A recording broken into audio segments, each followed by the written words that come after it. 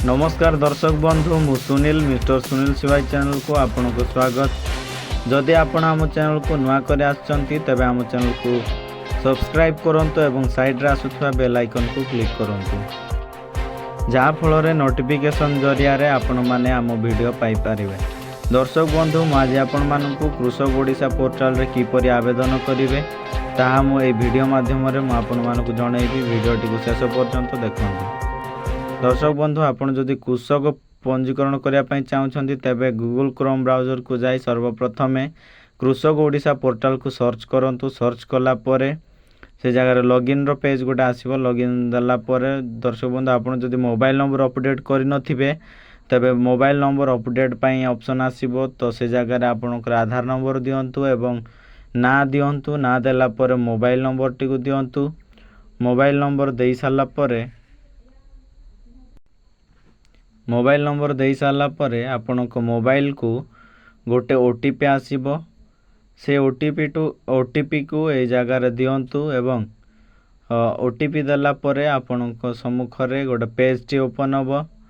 से page open हला परे आपण अपडेट प्रोफाइल ऊपर क्लिक करंतु।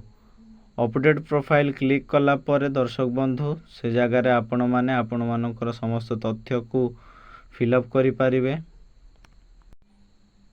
देखो ए जगार आपण अपडेट प्रोफाइल क्लिक कला परे आपणकर ना एवं साइड रे बापांकर ना मागुची बापांक ना दियंतु एवं फोटो अपलोड मागुची। अपलोड को क्लिक करी आपण फोटो जो जगह रखी से जगह सिलेक्शन करी ए जगह फोटो अपलोड करंतु। लिंग पुरुष महिला तृतीय लिंग दियंतु जहाँ आपणकर अछि दियंतु।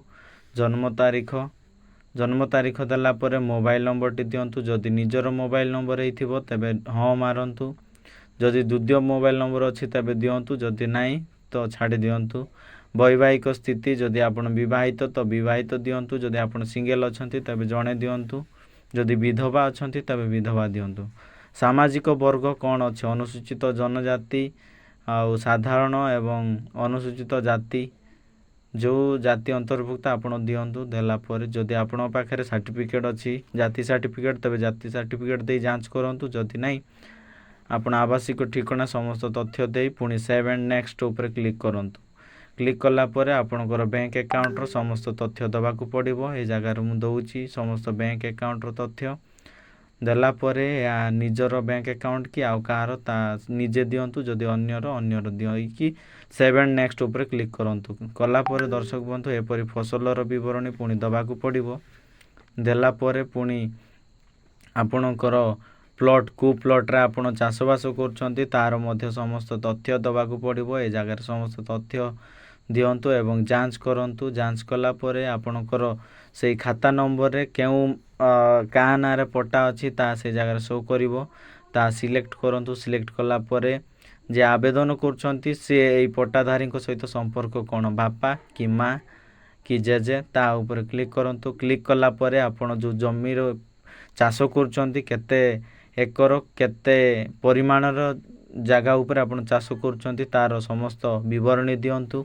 देला परे परिवर्तन तारीख आपणकर जो जमी पट्टार परिवर्तन तारीख अछि तबे परिवर्तन तारीख दबा को बाध्य ए जगह दियंतु।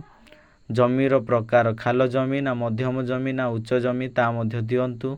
देला परे जमीर अवस्थान कोन ग्रामीण कि शहर ता दियंतु। देला परे आपण फसलर विवरणी दियंतु। खरीफ फसल कोन कोन करछंती रबी फसलर कोन कोन चाष करछंती खराटिया रे कोन कोन चाष करछंती तार समस्त विवरणी देला परे आपणक जलसेचनर विवरणी दियंतु। जदि जलसेचनर सुविधा नाही तबे नाही दियंतु। जदि अछि हाँ दियंतु। तापर पुणी जदि आपणकर प्लॉट अधिका अछि जदि आपण प्लॉट जोड़िया पई चाहुछंती तबे अधिक प्लॉट जोड़िबा ऊपर क्लिक करी पुणी थरे आपणकर अवशिष्टांश प्लॉट को ए जगह रे जोड़ी तार संपूर्ण तथ्य दियंतु। प्लॉट रो संख्या दियंतु। जांच करंतु। जांच कला परे प्लॉट मालिकंक नाम सिलेक्ट करंतु एवं सेही पट्टाधारी सहित आपणकर संपर्क कोन ता दियंतु। देला परे आपण जो जमी जो प्लॉट देइछंती सेही प्लॉट रे आपण केते परिमाण रो चाष करछंती ता मध्य दियंतु। जेमिति पूर्व रे देइथिले सेही प्रकार आपण माने गोटे पर गोटे यार समस्त तथ्य दियंतु। देला परे चाषर पद्धति कोन आपण कोन चाष करछंती ତାର ସମ୍ପୂର୍ଣ୍ଣ ବିବରଣୀ ଦିଅନ୍ତୁ ଏବଂ ଚାଷର ଉପକରଣ କ'ଣ ଅଛି ଆପଣଙ୍କ ପାଖରେ, ଯଦି ଅଛି ଦିଅନ୍ତୁ, ଯଦି ନାହିଁ କିଛି ଉପଲବ୍ଧ ନାହିଁ ଏହା ଉପରେ କ୍ଲିକ୍ କରି ପୁଣି ସେଭ୍ ଏବଂ ଜାରି ରଖ ଉପରେ କ୍ଲିକ୍ କରନ୍ତୁ। ସେଭ୍ ଏବଂ ଜାରି ଉପରେ କ୍ଲିକ୍ କଲା ପରେ ୟେସ୍ ଉପରେ କ୍ଲିକ୍ କରନ୍ତୁ। ୟେସ୍ ପରେ ଆପଣଙ୍କର ଫାଇନାଲ୍ ପେଜ୍ଟି ଓପନ୍ ହେଇଯିବ। ଯଦି ଆପଣଙ୍କ ପାଖରେ ଜାତି ସାର୍ଟିଫିକେଟ୍ ଅଛି ତେବେ ଆପଣ ଜାତି ସାର୍ଟିଫିକେଟ୍ ଅପଲୋଡ଼ କରନ୍ତୁ, ଯଦି ନାହିଁ ତ ଡିକ୍ଲାରେସନ୍ ଉପରେ ଟିକ୍ କରି ସବମିଟ୍ ବଟନ୍ କ୍ଲିକ୍ କରନ୍ତୁ। ସବମିଟ୍ ବଟନ୍ କ୍ଲିକ୍ କଲା ପରେ ଆପଣଙ୍କୁ ଆପ୍ଲିକେସନ୍ ଆଇଡ଼ିଟି ଏହି ପ୍ରକାର ମିଳିବ। ତ ଆପଣମାନେ ଏହି ଆପ୍ଲିକେସନ୍ ଆଇଡ଼ିକୁ ଡାଉନଲୋଡ଼୍ କରି ଆପଣଙ୍କ ଆବଶ୍ୟକ ସ୍ଥଳେ କାର୍ଯ୍ୟରେ ଲଗାଇ ପାରିବେ। ଯଦି ନାହିଁ ଆପଣ ଏହାକୁ ପ୍ରିଣ୍ଟ ବାହାର କରି ଆପଣମାନେ ରଖିବେ। ଆବଶ୍ୟକ ସ୍ଥାନରେ ଆପଣମାନେ ଏହି ପ୍ରମାଣପତ୍ରଟିକୁ